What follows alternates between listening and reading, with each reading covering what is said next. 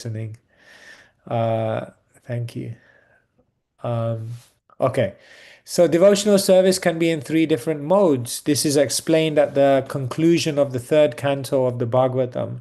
So Sridhar Swami explains that the Bhagavatam is not just giving philosophy, but the Bhagavatam is also teaching us practical examples. And therefore, he says, after speaking about devotional service in the three modes, the very first pastime of the fourth canto is the pastime of Shiva, Sati, and Daksha. And that represents devotional service in the mode of ignorance, because Daksha is expert in doing all of his pious activities and yagyas, but he's violent, he's angry, and he has envy. And therefore, when one does devotional service like this, it's passion. The second pastime in the fourth canto is about Dhruva Maharaj, who we're reading now, and that represents devotional service in the mode of passion, because devotional service in passion means we have material desires that we want fulfilled, and therefore we try to do that through devotional service. So Dhruva Maharaj admits, Sthana bilasi tapasi stitoham. I engaged in tapasya, but what did I do it for? Sthana abhilas. I had an abhilas, I had a desire. And what was that desire? I wanted a great, great kingdom. But then later on he said, Swamin kritartho smivaram nayache. Now I've seen you, Krishna, I don't want anything else. So this is devotional service in the mode of passion, purified. And the third episode in the fourth canto is about Prithu Maharaj. And Prithu Maharaj represents devotional service in the mode of goodness, because he's doing it as duty, he's doing it with a spirit of detachment, and he's doing it not just for himself, his own purification, but for the well-being of the entire community.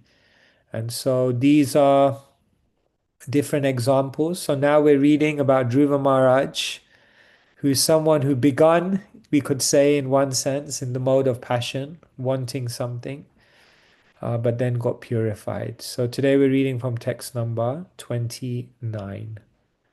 I'll do the Sanskrit and English myself, and then we'll read Srila Prabhupada's purport. Paritusheta tastata tavan matrena purusha devopashadatim yavat vikshre varagatim buddha. Translation. The process of the Supreme Personality of Godhead is very wonderful. One who is intelligent should accept that process and be satisfied with whatever comes, favorable or unfavorable, by his supreme will. Purport. The great sage Narad instructed Dhruva Maharaj that one should be satisfied in all circumstances. Everyone who is intelligent should know that because of our concept of bodily existence, we are subjected to suffering and enjoyment. One who is in transcendental position beyond the concept of bodily life is considered to be intelligent. One who is a devotee especially accepts all reverses as gifts of the Supreme Lord. When a devotee is put into distress, he accepts this as God's mercy and offers him repeated obeisances with his body, mind, and intellect. An intelligent person, therefore, should always be satisfied, depending on the mercy of the Lord. Srila Prabhupada ki jai. Before I go into the specifics here, it's important to understand the context.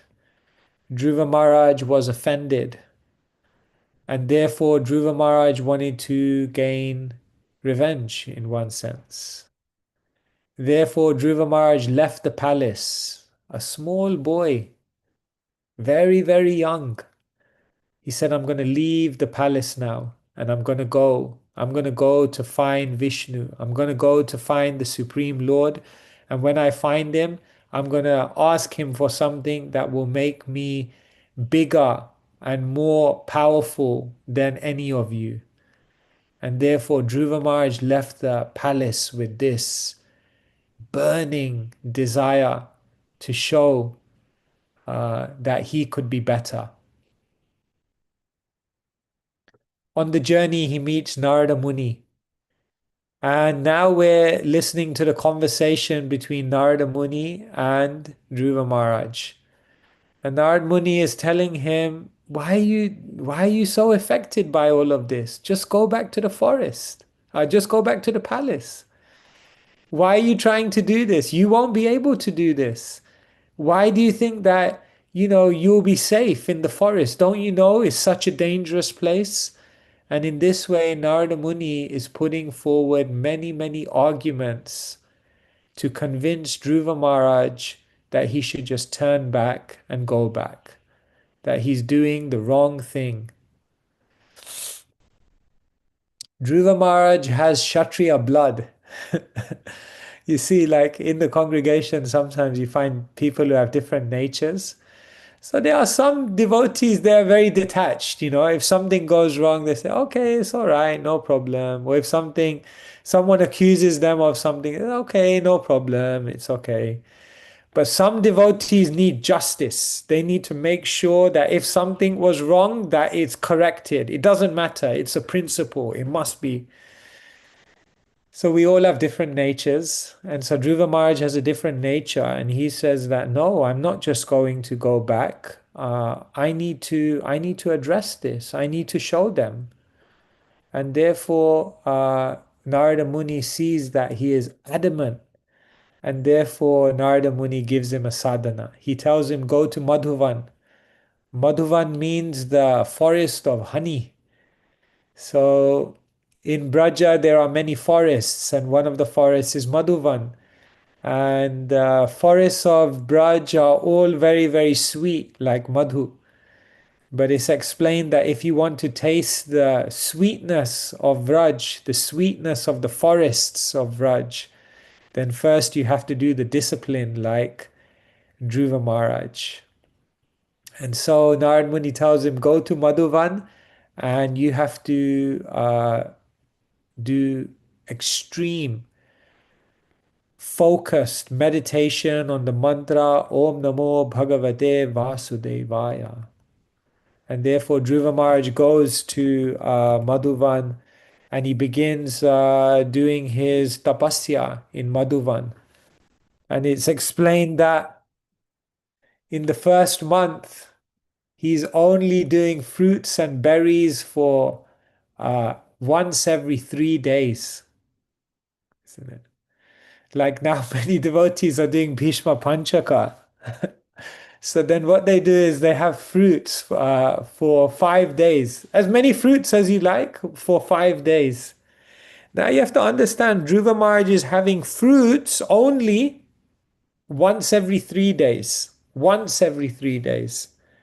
And he carries on doing that, week after week. So first month, only fruits once every 3 days. Then it said by the second month, he was doing only grass, no more fruits now. Now only grass and leaves every 6 days. Then it said next month, it got even more austere. Jal, only water every 9 days. Fruits every 3 days. Then leaves every 6 days. Then water every 9 days. By the fourth month, he thought, time to do Nirjal. No water, no eating, breathing every 12 days. Can you imagine? Taking a breath every 12 days. This is inconceivable. And then by the fifth month, it says that he even stopped breathing. And then it's explained in the sixth month, due to his meditation, the worlds began to tremble. You understand that all of the planets are in orbit, isn't it? They're very specifically positioned. Like it's explained astronomically, if the sun was even 1 centimeter closer to the earth, everything would get burned up. And if the sun was slightly away from the earth, then everything would freeze up. So it's all perfectly aligned, all the planets. But it's explained that Dhruva Maharaj is his let me stop sharing this. His austerity was so great that the planets were moving out of orbit. He was moving the whole planet. Therefore, the demigods went to the Lord and they said, "You have to do something." He's like, "We're all going to get burned alive here." And so the Supreme Lord appears. And when the Supreme Lord appears, then Dhruva Maharaj is completely satisfied. Sthana bilasi tapasi stitoham tvam praptavan deva muni draguyam kacham vichinvan api devya ratnam swamin kritartho smivaram nayache. I desired a kingdom greater than my ancestors, and therefore I engaged in tapasya. Now I realize Kacham Vichinvan Api Divya Ratnam. Kach means CNJ means many of you are Gujarati, so you know. Kach means glass. Kacham Vichinvan. I was looking for glass. And instead, what did I find? Api Divya Ratnam.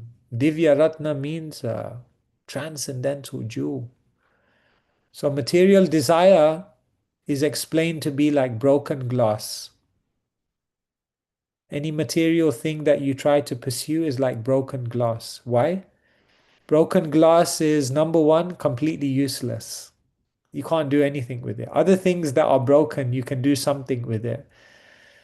But Dhruva says material desires, broken glass. Can't do anything with it.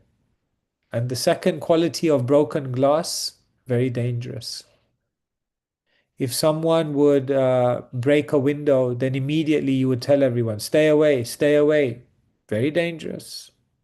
So material desire is also very dangerous because as we get more and more entangled in material desire, then we forget our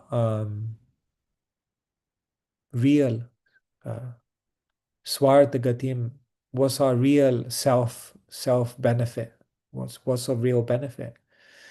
So Dhruva Maharaj said, Swamin Kritartho, now I've seen you, Krishna. I don't want anything else. Everything else has become uh, so so useless, so insignificant that I don't need anything else. So, like this, the story of Dhruva Maharaj is teaching us this is actually the life of a devotee. You see, there's four, you can say there's four broad steps in Dhruva Maharaj's life. Number one, he leaves the palace. Number two, Narad Muni tests him. Number three, Narad Muni tells him the sadhana and tells him where to go. And number four, he does the sadhana and he gains perfection. So, if you think about every devotee's life, we go through these four steps. The first thing is that if you want to be a devotee, you have to be willing to leave the palace. But you may say, I'm not living in a palace. I didn't need to leave a palace. Of course, you need to leave a palace because you need to leave your previous life behind. To some extent, you need to leave your association. You need to leave your previous habits, your previous lifestyle. And sometimes it feels very different because the people that you spent your life with, you no longer feel like you relate to them in the same way. So, like Dhruva Maharaj left the palace, every devotee leaves the palace when they go on the journey of spiritual life. Second thing is, Narad Muni tested Dhruva. He said, "Wow, go back." So when you become a devotee and you turn away from many things, then life will also put many doubts in you. Well, what are you doing? You should go back. You should do what you were doing before. Don't you see? You might be missing out. Do you really think you're going to attain perfection? Many deviations, many distractions, many temptations will come. But Dhruva Maharaj kept going. So then Narad Muni said, okay, he's determined. Give him the sadhana. So then as a devotee, we're given the sadhana. We're told, what are you meant to do every single day? Associate with devotees, read the books, chant with attention, without offenses, and serve the Vaishnavas, serve the mission, share Krishna consciousness. We're told this is the sadhana. And then, just like Dhruva goes into the forest and begins practicing, and he becomes more and more intense, the devotee that then takes the instructions and practices them, but not just practices them over years. Just as Dhruva becomes more intense, the devotee becomes more intense. Then eventually, just like Dhruva saw the Lord, then a devotee can also see the Lord. So this is why Shastra is so beautiful, because it's not just a story. Okay, Dhruva Maharaj is a beautiful story. It's your story. It's our story. It's a story of a devotee's life. You have to take a risk. You have to face uh, weakness and doubts. You have to take guidance and instruction. And then you have to be determined. And you have to do it. And you have to do it with greater intensity. And therefore, Dhruva Maharaj is showing us the life journey of a devotee. So, yes, so these are some points. Before I go on to the purport, let me do a quiz to make sure you have understood some of the points. I want you to type on the chat what the answer is. If you know the answer, doesn't matter if someone else says it also, you also say it. Okay, everyone on your keypads, be ready. This is an interactive session. Which pastime in the fourth canto represents devotional service in the mode of goodness? Prithu Maharaj. Thank you, Mataji. Please on the chat. Otherwise, everyone will. Okay, they're all getting it. Very good. Yes, Prithu Maharaj. So many horse sacrifices, but then he was also detached. Okay, very good. Devotional service in the mode of ignorance. Who's that? Daksha. Okay, Anandi Leela Krishna Prabhu. Thank you. Anadi Leela Krishna Prabhu. Thank you. Thank you so much. Yes, Daksha. Okay, very good. Yes, wonderful. You're all listening. That's brilliant. Okay. Dhruva Maharaj in his first month of austerity was eating fruits. How many? How often? Every third day. Okay, very good. Friday, Amritananda is saying. He was eating on Fridays. No, every 3 days. Yes, berries every 3 days. Very good. In the second month, Dhruva Maharaj was eating something every 6 days. What was that? Grass and leaves. Grass and leaves. Very good. Wonderful.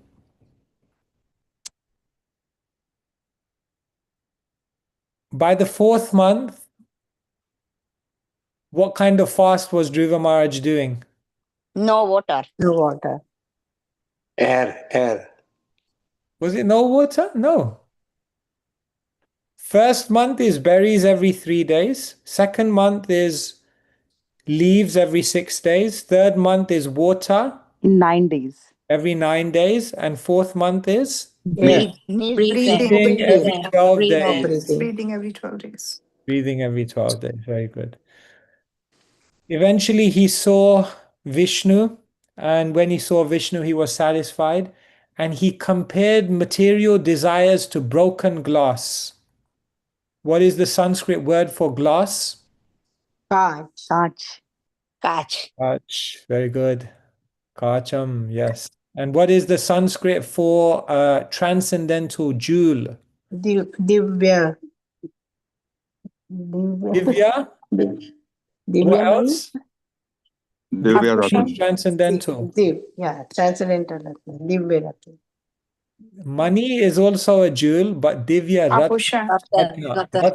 Ratna.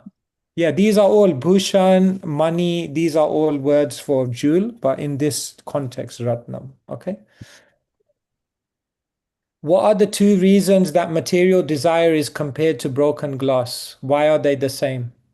Dangerous. It's useless. It is useless. And it's useless. Useless and dangerous. Very good. Very nice. Very good. And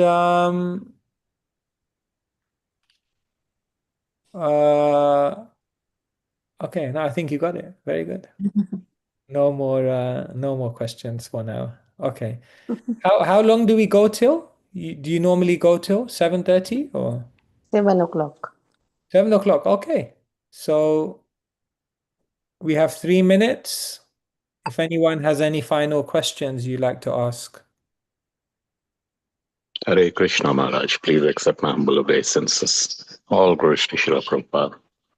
Hare Maharaj, you mentioned about these three modes of devotion. My understanding is that bhakti is loving.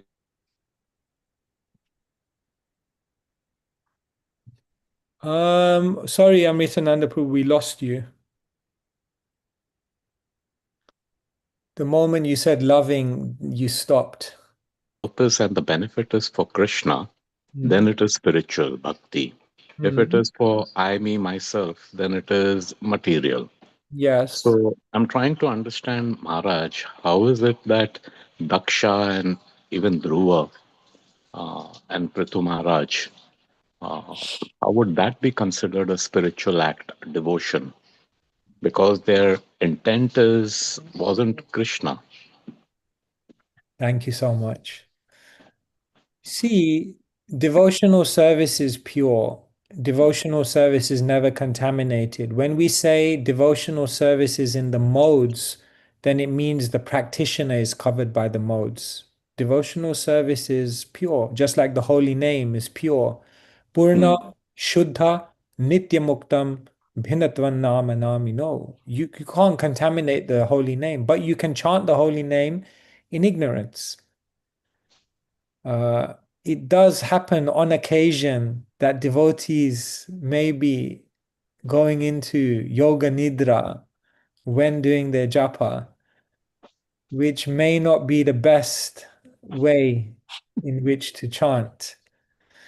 So the point here is that it's still devotional service because it's still aimed towards the Supreme Person, but it's considered to be in the modes because our mentality is conditioned.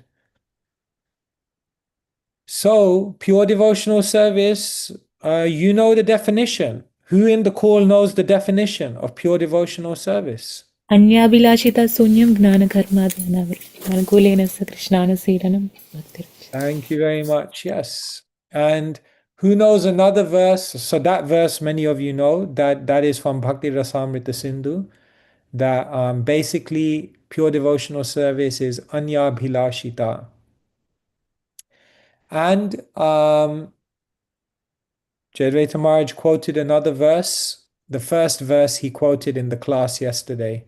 Savai pumsam parodharmo ito Aye. bhaktir yatma suprasidati. Ahaituki apratihata. For devotional service to be pure, it has to be ahaituki, without motivation, apratihata, uninterrupted.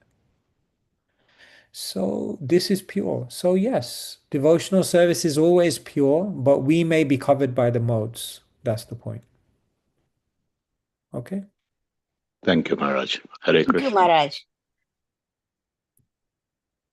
All right. I don't want to hold you up. It's Monday morning and you are in central New Jersey, which is a busy place.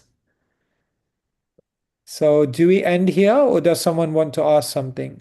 Hare Krishna, Maharaj. Uh, Hari. yeah, just one quick question. Why is it Dhruva Maharaj ask even wrong? I mean, basically, you need some means to basically serve Krishna. So, is it okay to have basic necessities so that we can serve Krishna? Of course, we need basic necessities. Dhruva wanted a little bit more than basic necessities.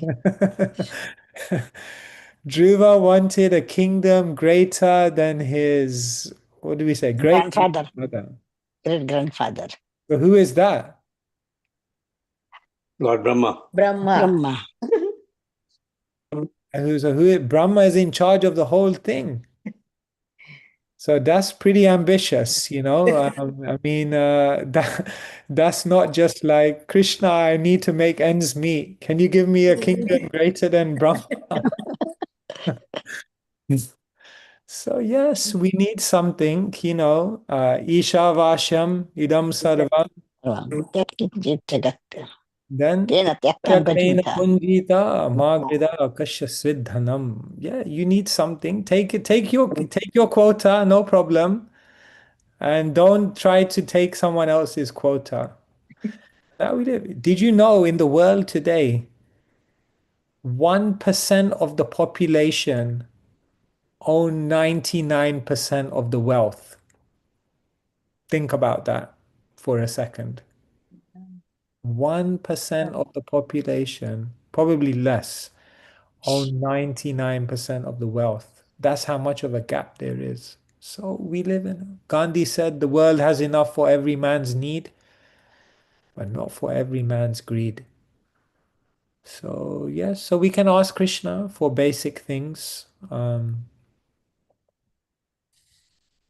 after that, don't complicate your life too much. Because what does Krishna say?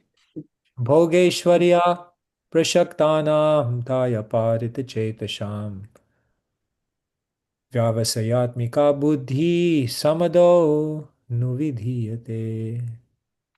If you get too sidetracked by bhoga and Aishwarya, Aishwarya Rai. If you get too sidetracked by enjoyment and opulence, Yavasayatmika buddhi, you won't be able to stay focused on devotional service because you'll be chanting and in your mind you'll be thinking, my Mercedes is outside, maybe someone will scratch my car. Ah, Hare Krishna, don't scratch my car.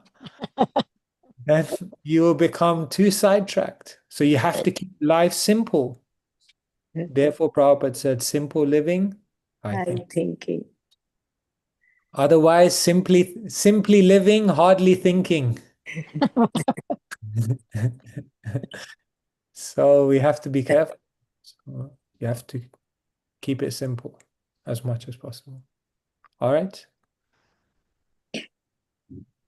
Thank you, Maharaj. It There is was a question in nice. the chat, Maharaj, by All right. So I think Srinivas. are we done or Krishna Namananda Prabhu? One more question was there in the chat. How do you become Avinattam Namanamino or something? Yeah, Leela's. How can we realize Nama Namina Bhinnatvam? How can we realize that Krishna is non-different from his name?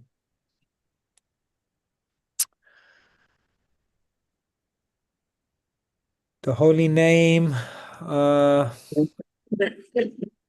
holy name has to reveal itself to you, isn't it? We can't force. Harinam Prabhu, holy name is a person. So you see, Krishna has to reveal his beauty to you. One time, many devotees were together, so they were having a discussion. And many times when devotees have discussion, very soon it becomes debate. This that trajectory is usually there. So the debate became, which are the most beautiful deities in ISKCON? It's very passionate debate, you know. So some, Mhm. of course, Radha Shyam Sundar. Oh no, Radha Madhava, Mayapur, very beautiful. Devotee, no, Radha Landanishwara, Prabhupada said, very beautiful. So then everyone was debating like this, and then one devotee said, "You're all wrong." So he was super confident. So everyone said, "Wow." So what's the answer? Which are the most beautiful deities in ISKCON?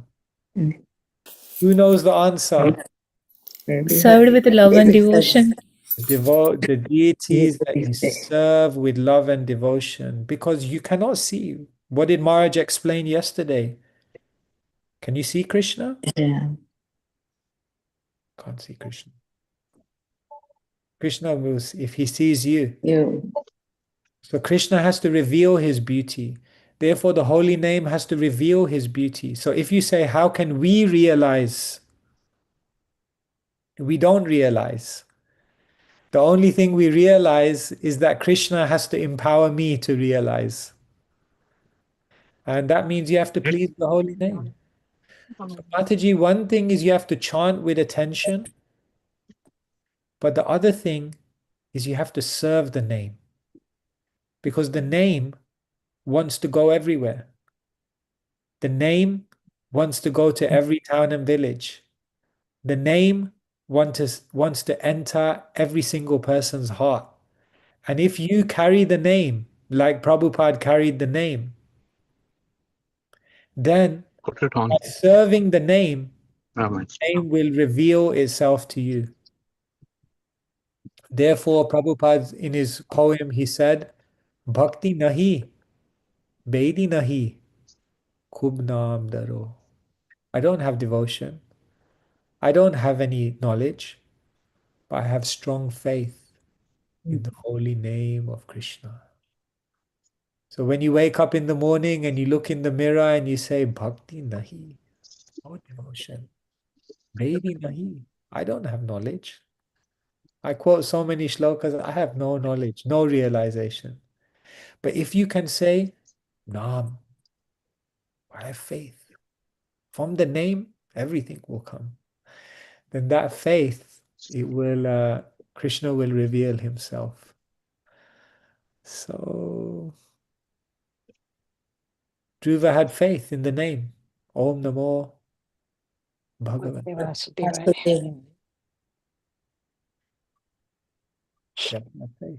Krishna appeared. All right. Perfect, Maharaj. Thank you so much.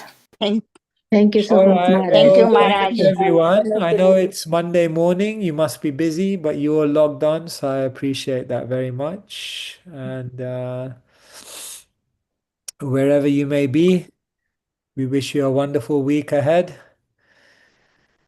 May you meet Krishna in many ways, wherever you go, at work, at school, at university, at home, and wishing you all the very best.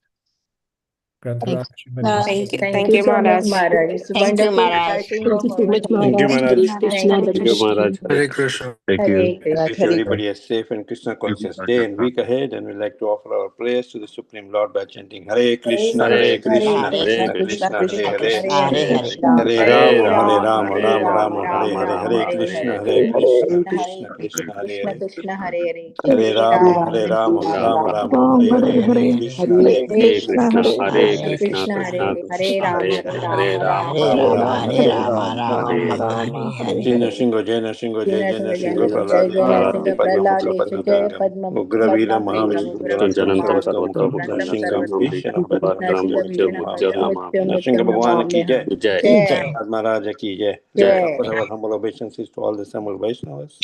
Hare Krishna. Vancha Vancha kalpatarubhyascha kalpatarubhyasya kripa kripa Kripa sindhubhyascha Sindhu sindhubhyascha Ekapati patitanam Pavane Tanam pavanebhyo Pavanebhyo Vaishnavyo Vaishnavyo Namo Namo Namo Namaha Namaha. Namaha. Vaishnavinda Koti ki Vaishnava jai. Vrinda ki Jai. jai. Srimad Srimad Bhagavatam ki jai. Jai. Prabhupada ki jai. Jai. हम भगवान केशव महाराज की जय Jai. Thank you so Thank much. you so Thank much, you. Maharaj. Hare Thank you so much, Thank you. Maharaj. Hare Hare Krishna, Krishna. Hare Thank you. Krishna. Thank you, Hare Baba. Krishna. Thank you.